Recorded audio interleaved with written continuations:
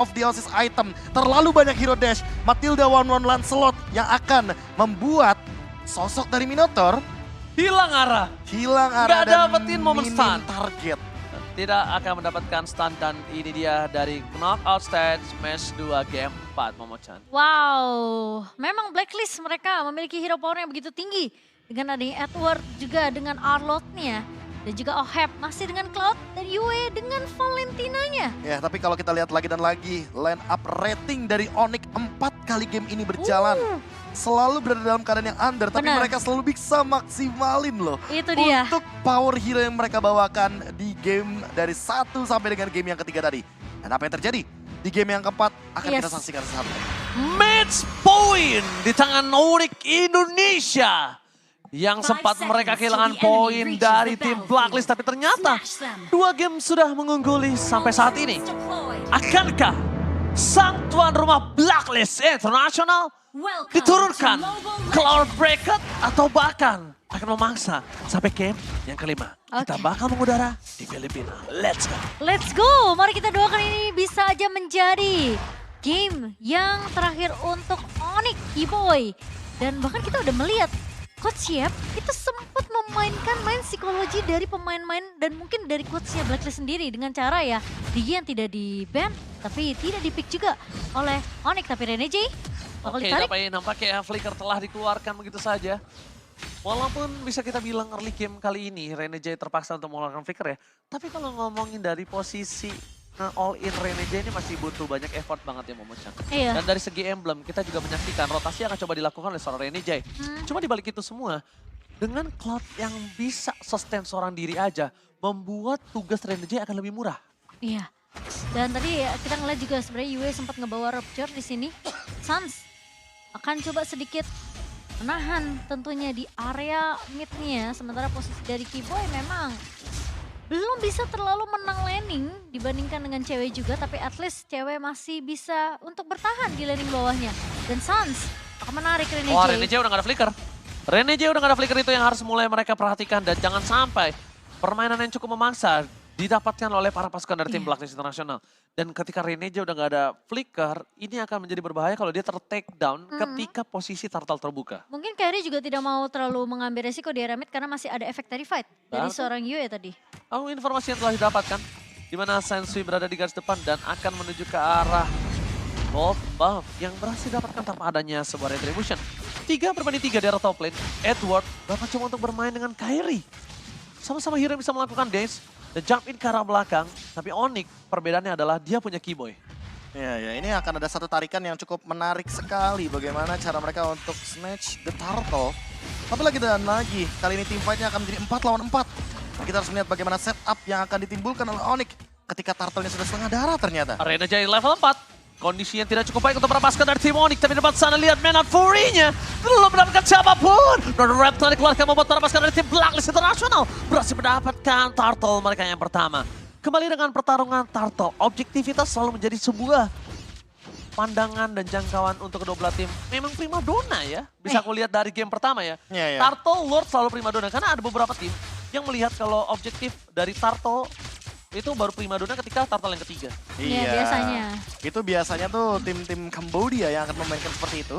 Jadi mereka nggak buru-buru untuk mendapatkan objektif. Tapi mereka selalu menekan dengan segi point kill. Betul. Sehingga ini yang membedakan bagaimana team fight objektif dari Blacklist dan Onyx yang sama-sama mementingkan untuk turtle. Sehingga kita selalu melihat team fight di early game itu menarik untuk kita tunggu-tunggu. Apalagi ketika turtle yang pertama. Ya primadona sekali kalau untuk bermain dengan tim Indonesia dan juga Filipina. Gak ada yang alergi seafood kalau bisa aku bilang. Dan sedangkan para pasukan dari tim Blacklist mereka akan terkena sedikit distraction. Matilda dari Keyboy Atlantis, Raging Sandstorm for nothing. Berhasil memasar Rene J dengan flickernya, tandanya ini membuat sosok dari cewek akan lebih aman. Walaupun cewek juga punya Needles of Flower. Ya, walaupun juga tidak akan terlalu terburu-buru untuk melakukan ganking karya bottom lane. Karena sudah bisa dipastikan Rene J nanti tidak akan begitu maksimal ketika tidak ada magic damage. Namun kalau kita lihat dari item Corrosion Sight yang sudah diamankan terlebih dahulu. Dan bahkan Sans yang di all in sepertinya. Dengan gerakan cepat dari Edward dan juga Rene J walaupun tidak ada flicker. Itu dia perbandingannya Momochan. Kalau Benar. sadar. Suns lebih memilih stacknya hilang ketimbang dia harus menggunakan flickernya. Betul, betul. Dan bahkan ngunain satu buah ini ya, ke altar atau mungkin ada drumnya ya. Ditahan banget sama dia. Ditahan bener-bener. Karena aku Dicari ngeliat. di mana yang paling kecil cooldownnya. Betul, dia tahu mungkin pasifnya yang bisa membuat dia tentunya revive lebih cepat. Dan bahkan posisi dari area mid yang masih bisa ditahan juga oleh pemain-pemain dari Onyx. Ya, tapi kalau kita lihat dari XP lainnya, Boots seperti agak sedikit kesulitan untuk berhadapan dengan Edward dan Retribution. Oke. Seperti ada di tangan dari Sensui. Trigger berhasil. Mission complete dari Kairi. Ini tandanya adalah sebuah turtle yang tidak akan dilepaskan oleh tim Onyx Indonesia. Kairi udah mulai harus dispeksi damage sama Edward. Ini nggak bisa Lumayan dibendung, berasa ya. Vengeance terlalu sakit, Profesor. Vengeance dengan passive stack udah pasti bakal double damage. Dan kali ini terkena zoning out yang lumayan banyak dan membuat Keyboy harus lebih berhati-hati. Walaupun tadi ada Retribution digunakan, tapi pressure dari Blacklist International itu nggak Kairi lepas. melepaskan lagi turtle-nya. Berarti tandanya bukan itu target utama yang mereka inginkan. Ketika permainan dari tim Onyx Indonesia berhasil memancing trigger. Karena kalau menurut aku, dia ingin tidak menuju ke arah perebutan objektif turtle. Itu purple buff yang cukup efektif untuk ngedinai pergerakan Sun Tzu. Aku kira bakal ada momen Keyboy tiba-tiba mencuri dengan Soul Bloom tadi. Ternyata nggak connect ke arah turtle-nya. Dan satu circling eagle yang dibuka hanya untuk membuka vision juga bagi Blacklist International di area mid lane-nya. Tapi ini persis kayak game pertama gak sih yang dimana Blacklist memang mereka berhasil untuk dapetin perfect turtle ya. Tapi Onyx bener-bener ngasih space ke arah cewek untuk bisa farming. Iya, dan ini benar-benar jadi game yang sama persis pressure dari Blacklist International. Betul-betul nyata adanya di early game. Dan membuat Onyx sedikit tertekan ketika kita berbicara dari 3 game yang sudah kita mainkan sebelumnya. Karena perbedaan network dari Oheb nih bersama dengan cewek cukup jauh ya. Karena Oheb sempat makanin 2 lane juga tadi di area mid dan bahkan 2 turtle yang diamankan oleh Blacklist. Membuat Oheb tentunya lebih unggul dari segi network. Ya, dan kali ini Boots lagi-lagi harus benar-benar dalam keadaan yang tertekan melawan Edward dengan Arlott-nya. Gagal. Gagal dapetin Yue. Hmm. Tadi dia Phantom Execution-nya itu setidaknya bakal mancing Yue ngeluarin Netherrealm. Atau flicker Atau sekalipun. flicker, iya. Ya, atau flicker sekalipun. Tapi nampaknya nggak nyampe ke arah ujung damage. Ghostbuster dari Suns ini mengerikan juga ya. Dia mancing terus, dia poking terus. Cuma mungkin adalah ketika nggak ada Shadow Stampede. Ini problemnya adalah Suns nggak punya skill escape. Iya. Kecuali flicker yang dia miliki saat ini. Tapi buat sekarang ada Necklace of Durance, jadi akan membuat team fight dari Blacklist International nggak semaksimal itu. Regen HP dan juga heal up akan kepotong 50% karena efek Life Bane. Sehingga membuat nantinya ini Suns perlu banget untuk survive dalam team fight besar. Nggak boleh tiba-tiba dia instant kill dengan siapapun dari Blacklist International. Iya. Stackingnya juga nggak terlalu banyak seperti tadi Momo-chan. Jadi dia lumayan respect lah ya dan langsung melakukan recall tentunya. Tapi damage dari Oheb udah mulai berasa sih sebenarnya. Udah gak berasa lagi, lihat itu baru UI-nya doang. Iya. OHP masih jauh. Dan bahkan Edward yang akhirnya datang untuk mencoba membantu membuat Kairi ini gak bisa dapetin purple-nya. Walaupun begitu, Kairi masih coba untuk melakukan clear. Sekarang udah diberitakan tuh, jadi it's okay, no problem. Tidaknya berbagi sharing untuk para pasukan dari tim Onyx Indonesia. Iya, dan satu buah Demon Hunter Sword di tangan dari cewek kali ini Blacklist. Sepertinya Kairi akan melepaskan turtle yang ketiga juga deh, Prof. Kemungkinan besar untuk perfect turtle akan ada di tangan dari Blacklist International, membuat kali ini 3 turtle tanpa balas. Dan Tanpa ada menunggu juga untuk Onyx mendapatkan power spec tertingginya. Karena mau nggak mau Onyx akan farming all the time dulu. Dia kayaknya nggak bakal terlalu terburu-buru untuk memaksakan team fight besar, apalagi mereka dalam keadaan kehilangan 3 turtle, kehilangan gold lead yang cukup banyak. Sensui dapetin level yang lebih tinggi dari Kairi juga. Menandakan bahwa damage retribution-nya akan lebih mudah untuk memenangkan Battle of Retribution. Dan kali ini lagi-lagi permainan tempo yang cukup pelan akan dibawakan oleh kedua belah tim. Blacklist International memang mereka berhasil untuk mendapatkan perfect turtle-nya, tapi Oheb dapetin space yang cukup banyak loh ini. Ya, dorongan demi dorongan dilakukan oleh seorang Dua OHP. turret juga. Ya, dan maksimal yang bisa dilakukan oleh Boots adalah lakukan clear dengan sangat cepat. Iya. Dia nggak tumbang aja udah bagus. Dan bayangkan di menit 8 dengan adanya keuntungan 2.900, Blacklist International belum bisa melakukan team fight yang cukup masif. Dan lihat, Keyboy di sana masih selamat dengan harga win, tapi cewek terlalu depan pada slash yang gagal. Flickernya masih mendapatkan 1 stun dan the rest of the day for this time. Permasukan dari tim Onyx, mereka memancing mundur ke arah belakang. Suns masih bisa selamat dan para pasukan dari tim Blacklist International. Mereka juga kehilangan seluruh dari soft skill yang mereka miliki, kecuali Oheb. Kecuali Oheb ya. Dan itu team fight yang cukup panjang sebenarnya di area mid-nya. Tapi Suns menarik. Shadow Stampede berhasil menggoceng. The Final Slash membuat booster berakam. Final Slash super trap from Edward. On play from Edward. Wah, padahal dari Boot sendiri tadi hampir aja bisa di follow up, tapi kali ini Circling Eagle dari Hanya untuk Kiboy. memicu saja bagaimana mapping yang bisa dimanfaatkan oleh Blacklist International di area top lane. 4-man move dari Blacklist kali ini dengan gerakan ofensif karena ada satu Cloud di sana. Berarti mereka ingin teamfight 5 lawan 5 sebenarnya Cimomo karena Oke. damage-nya cukup untuk menumbangkan base turret. Lihat. Oke, blessing to add from Moheb. Damage-nya masih terlalu bisa ditahan, tapi Kiboy ter-take down.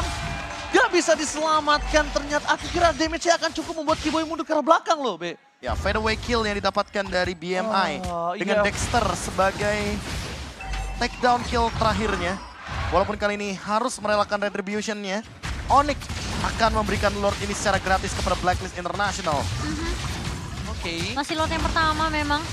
Tapi memang dengan permainan yang cukup agresif ya dari Oheb sendiri karena kita ngeliat juga Oheb di sini menang dari segi level dengan perfect turtle yang didapatkan oleh pemain-pemain dari Blacklist. Ya, Dan ini dia. lihat Dari segi itemnya juga. itemnya jauh banget Bahkan Profesor langsung KB. mau ke Windtalker kayaknya dari Oheb. Oh, perbandingan 2400 gold itu tidak cukup baik untuk seorang gold laner. Paramis lagi-lagi sama di tangan dari seorang Yue. Tidak akan ada Netherrealm untuk satu sisi saja, tapi untuk kedua belah sisi untuk kali ini. Masih. Ini masif banget sih bakal jadi Lord yang pertamanya. Kecuali kalau misalkan Onyx mampu untuk mempertahankan bagaimana high ground defense-nya dan mungkin akan jadi mirip seperti game kedua dan game yang ketiga. Oke, nampaknya Kairi di depan sana mencoba fokus menuju ke seorang Yue.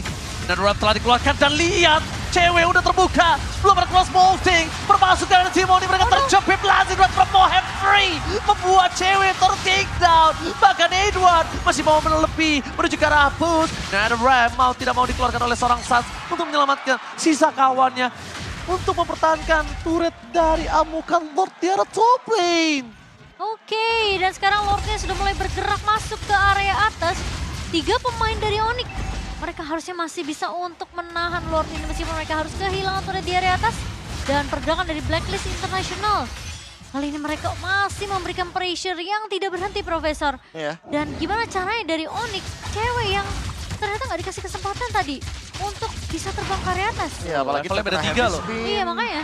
Dan kalau kita lihat juga dari full item yang tadi udah sempat kita mention, Windtalker. Sekarang ada Legion Sword yang akan menuju ke arah Malefic Roar. Yang akan dia pede membuat banget. Oheb bakal makin lebih pede banget. Walaupun tanpa adanya Wind of Nature. Karena dia tahu dari tadi yang terancam itu cewek, bukan Cloud Ohebnya. Dan lihat permainannya udah mulai sedikit agak one-sided menuju ke arah Blacklist International. Dengan hancurnya top turret. Dan membuat teman-teman dari Onyx harus reset secepat mungkin dan bahkan Suns tersolo kill oleh Oheb. Tersolo kill oleh Oheb. The Filipino Sniper. Kali ini bukan hanya sniper tapi juga Killer. killer. Lihat, Oheb. murder. Ini fun fact ya teman-teman ya, emang pemain Blacklist itu jarang banget buat recall-recall. Iya. Iya, Makanya sekali mereka recall-recall itu pemain teman-teman dari Filipina tuh pasti bakal terkejut semuanya. dan itu dia berarti namanya teammate yang dilakukan oleh Suns berhasil. Iya. Ya dong. Karena Benar-benar. memancing untuk Blacklist Melakukan hal yang sama. Melakukan hal yang lumayan sama. tilting. Lumayan ke tilt ya. Iya. Iya ya. Tapi ya sebenarnya kelihatan perbedaan dari item ini yang memang jadi PR ya. Makanya aku bilang sama kayak game pertama gak sih, Blacklist yang udah unggul 7.800 malah di game pertama. Sama seperti di game keempat kali ini. Jadi Iya. 7.200 diungguli oleh Blacklist International. Dan ini keuntungannya nggak berhenti loh bedanya Cimomo. Di game Iya. yang pertama sempat berhenti. Di game kali ini beda banget. Ini nggak berhenti Karena belum, sama sekali. belum ada yang bisa megang Oheb, lihat Ohebnya bebas banget. Ohebnya bener-bener kayak bisa rotasi dan dia bantu ke arah boots aja dia bisa loh. Tapi di sisi lain lihat bagaimana cewek yang mencoba Oh untuk my mendorong lane jauhnya. Dan bahkan kali ini dengan hadirnya Lord yang akan menuju ke arah top lane. Seharusnya ketika Onyx berlima, mereka nggak bakal bisa kehilangan base-nya. Karena Ya. mereka masih mampu untuk melakukan defense. Dan ingat, momentum masih bisa diciptakan. Karena damage taken walaupun paling banyak dari Suns, tapi setidaknya untuk sampai dengan menit-menit seperti ini, kalau Yue-nya tidak mendapatkan ultimate dari Netherrealm, berarti Onyx berada dalam keuntungan. Dengan kondisi 2 level di bawah Yue, mungkin Suns juga akan cukup kesulitan untuk bisa memberikan damage burst balik gitu loh. Apalagi kalau misalnya setup team fight-nya bener-bener perfect banget ya untuk Blacklist International ya. Ini mungkin positioning adalah kunci untuk cewek dan juga Suns. Suns tadi baru jadi ke arah Lightning Truncheon nih. Jadi harusnya damage-nya ini baru akan berasa sekarang dari sisi Suns sendiri. Oke, lihat Kairi. Di arah bottom lane bakal coba dikejar abis sama Oheb. Tapi lihat para pasukan dari tim Blacklist Internasional. Mereka lebih fokus melakukan distraction di dua lane yang berbeda. Karena di arah top lane, Blacklist biarkan Lord-nya bebas masuk tanpa ada hambatan. Dan biarkan Sentry akan mendistract, bombardir ke arah backline. Kocar kacirkan tim Onyx. Dan bahkan di sana Kairi mencoba untuk bermain dengan Ting Ting. Bukan bermain Ting Ting, bukan Bispin. Lord terus diselesaikan. Tapi Kairi harus take down the bot. Fokus ke arah Yue. Masih bisa diselamatkan. Heavy spin for Yue. Dan para pasukan dari tim Onyx mereka pura-pura ada. Dan landing right from Mohead. Gak bisa lagi dibendung. Ini bencana. Game 5 Israel. Blacklist Internasional menolak dengan kekalahan 3-1. Game 5 Israel. Bukan tanpa alasan. Muka mereka keluar dari bench dengan full senyum Profesor. Wah, ini dia reset yang terjadi.